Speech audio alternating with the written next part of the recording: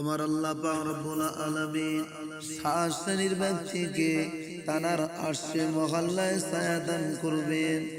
তার মধ্যে এক নম্বর ব্যক্তি হলো যে ন্যায়পরায়ণ বাদশা হবে, যে সঠিক বিচার করবে, যে ভালো বিচার করবে, ন্যায় বিচার করবে। আমার আল্লাহ পাক রব্বুল আলামিন ওই ব্যক্তিকে তানার আরশে ছায়া দান করবে। ও যুবকেরা, জওয়ানেরা, ভাইজানেরা, আমার আল্লাহ পাক রব্বুল আলামিন দুই নম্বর ওই ব্যক্তিকে তানার আরশে ছায়া দান করবে। যে ব্যক্তিটা যৌবনকালে আল্লাহ পাকের ইবাদত করে কাটিয়ে দেবে, আল্লাহ পাকের উপাসনা করবে, আল্লাহ পাকের আরাধনা করবে, আল্লাহ পাকের গুণকীর্তন করে ওই ব্যক্তিটা সময় কাটিয়ে দেবে, আল্লাহ পাক রব্বুল আলামিন তার প্রতি খুশি হয়ে গিয়ে, আল্লাহ পাক তারও সন্তুষ্ট হয়ে গিয়ে, আল্লাহ পাক তারা আসে মহল্লায় তার জায়গা করে দেবে। ও যুবকেরা, জওয়ানেরা, তিন নম্বর ওই ব্যক্তিকে আবার আল্লাহ পাক তিনি ছায়া দান করবেন। যে ব্যক্তিটা আল্লাহ পাক রব্বুল আলামিনের ঘর মসজিদের সঙ্গে সংযুক্ত থাকবে, যার অন্তরটা, যার মনটা মসজিদের সঙ্গে যুক্ত থাকবে, মসজিদের সঙ্গে রিলেশন থাকবে, এক ওয়াক্ত নামাজ পড়ার সাথে সাথে দ্বিতীয় ওয়াক্ত নামাজ পড়ার জন্য তার মনটা চটপট করে, তার মসজিদের দিকে মন ছুটে যায়। আমার আল্লাহ পাক রব্বুল আলামিন তার প্রতি রাজি হয়ে গিয়ে, তার প্রতি খুশি হয়ে গিয়ে, আল্লাহ পাক রব্বুল আলামিন তানার আরশে মহল্লায় তার ছায়া দান করে থাকেন। চার নাম্বার ওই ব্যক্তিকে আমার আল্লাহ ছায়া দান করবেন। যে দুজন ব্যক্তি তারা আল্লাহ পাকের খুশির জন্য, আল্লাহ পাকের সন্তুষ্টির জন্য একত্রিত হয় এবং একে অপরকে ভালোবাসে, আবার আল্লাহ পাকের জন্য আবার তারা পৃথক হয়ে যায়, আলাদা হয়ে যায়, আমার আল্লাহ পাক তাদেরকে তারা আরশে আজিমে ছায়া দান করবেন।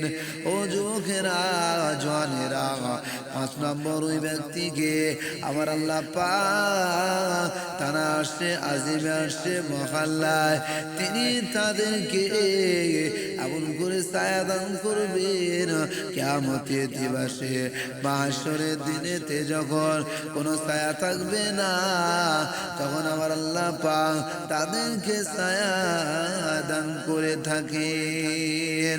ওই ব্যক্তি, যে ব্যক্তিটাকে কোনো সম্ভ্রান্ত পরিবার, বিশিষ্ট পরিবার, ধনী পরিবার এমন করে কোনো সুন্দরী মহিলা, সুন্দরী রমণী এসে বলে, এসো আমরা জেনা করি, আমরা ব্যভিচার করি, আমরা খারাপ কাজে যুক্ত হই, ওই ব্যক্তি বলবে, না না না না, আমি খারাপ কাজ করব না, আমি খারাপ কাজে লিপ্ত হব না, কেননা ও জেনা করা, ব্যভিচারী করা হলো হারাম কাজ। আমি আল্লাহকে আমি ভয় করি, আমার আল্লাহকে আমি ভালোবাসি, আমি আমার আল্লাহকে মুহাব্বত করি, আমি আল্লাহ হুকুম হাকামকে মেনে চলি, আমি ওই হারাম কাজ করব না, আমি আল্লাহকে ভয় করি। আমার আল্লাহ পাক রব্বুল আলামিন ওই যুবকের প্রতি, ওই ব্যক্তির প্রতি খুশি হয়ে গিয়ে, রাজি হয়ে গিয়ে তার আরশে আজিমে ছায়া দান করবে। ও ভাইজানেরা, যুবকেরা, জওয়ানেরা, তরুণেরা, আমার আল্লাহ পাক রব্বুল আলামিন ছয় নম্বর ব্যক্তিকে তারা আরশে আজিমে ছায়া দান করবে।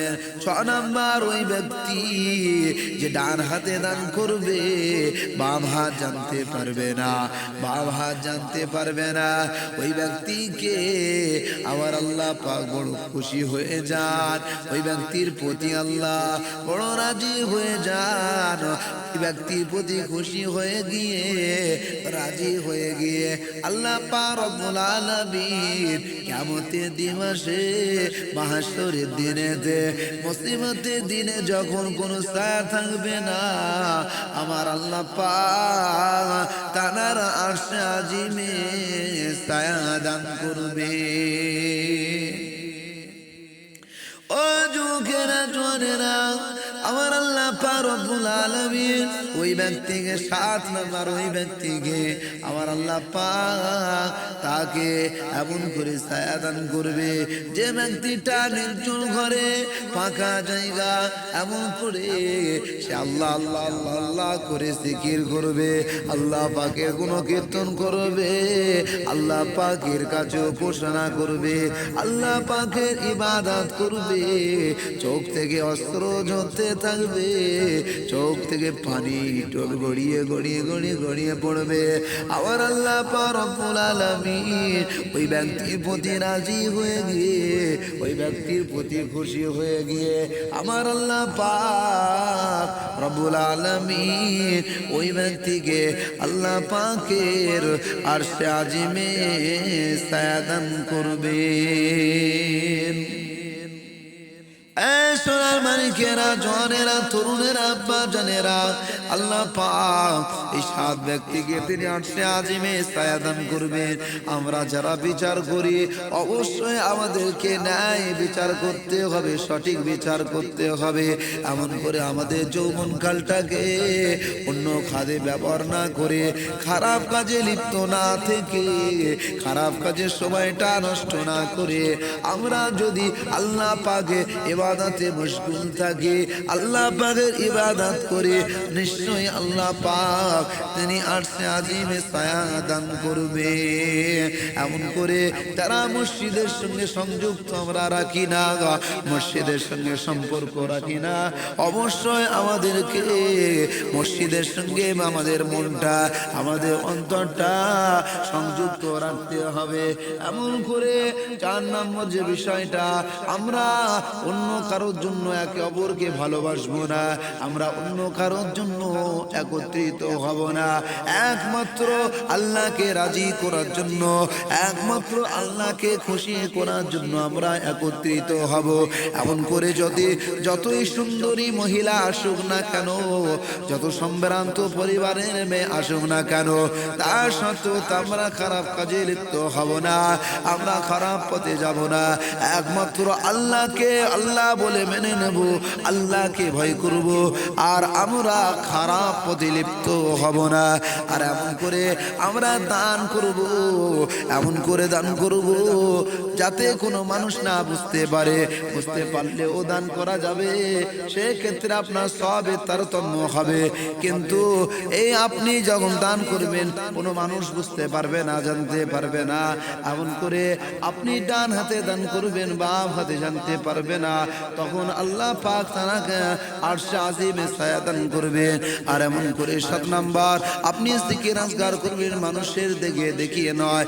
আপনি নির্জনে যখন মানুষ ঘুমিয়ে পড়ে, রাত্রে অন্ধকারে উঠে আল্লাহ পাকের তাআজ্জুদ নামাজটা আদায় করো এবং আল্লাহ পাকের কাছে গুণকীর্তন করো, আল্লাহ পাকের কাছে কান্নাকাটি করো, নিশ্চয় আমার আল্লাহ পাক খুশি হয়ে যাবেন।